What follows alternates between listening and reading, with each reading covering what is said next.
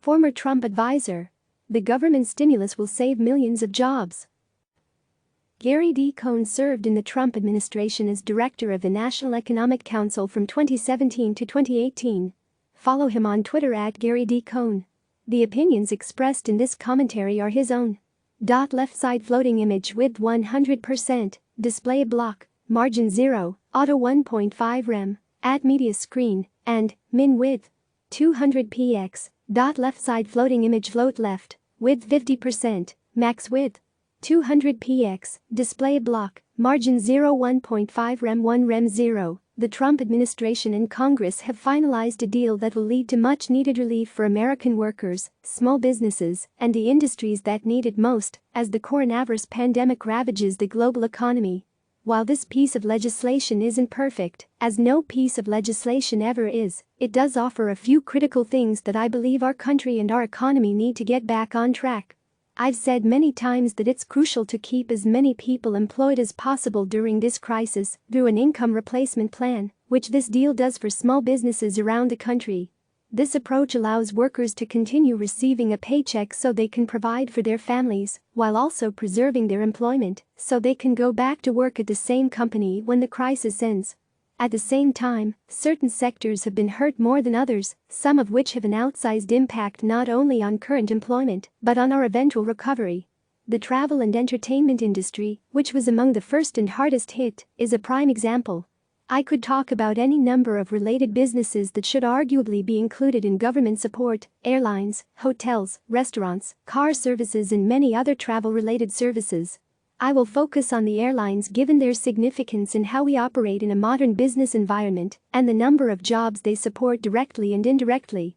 For the industry, the government support is necessary. It will provide $25 billion in loans for passenger airlines, as well as $25 billion in grants specifically designed to pay airline employees through September 2020. For decades, U.S. aviation has been vital to our economy. Not only do the airlines employ 750,000 people directly, the industry also drives $1.7 trillion in U.S. economic activity and supports more than 10 million jobs across the country, from gate agents and baggage handlers at our 5,000 public airports to manufacturers of airplanes and critical components, to government employees overseeing critical aviation infrastructure, to drivers transporting travelers to and from their flights every day. Prior to COVID-19, America's airlines flew 2.4 million passengers every single day. In a country as vast as ours, air travel is essential for our way of life.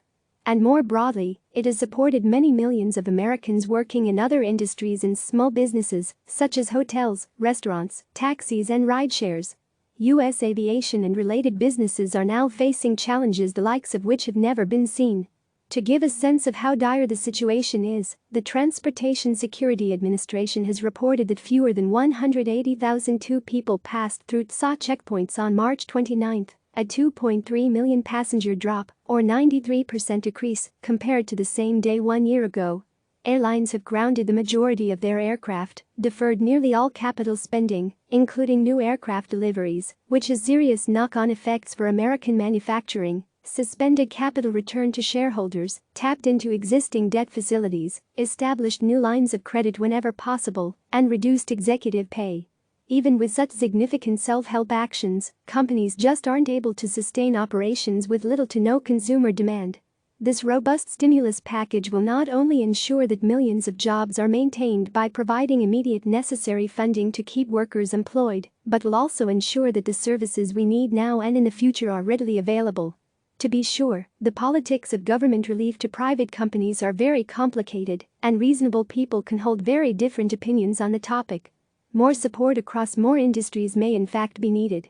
But the bottom line here is that we, as a country, want industries like the airlines to survive, and we need there to be competition to protect the best interests of the consumer. The same holds true for all other businesses in the travel-related industry. Immediate government support is not meant to subsidize operations. It is not meant to be a free handout. Rather, it serves as a temporary bridge in response to a public health crisis so that these companies can continue to operate, support their people, protect employment, and be ready to serve as the catalyst that our economy will need to lead the recovery. Through this intervention, our government has saved millions of jobs. Click subscribe to receive the latest news.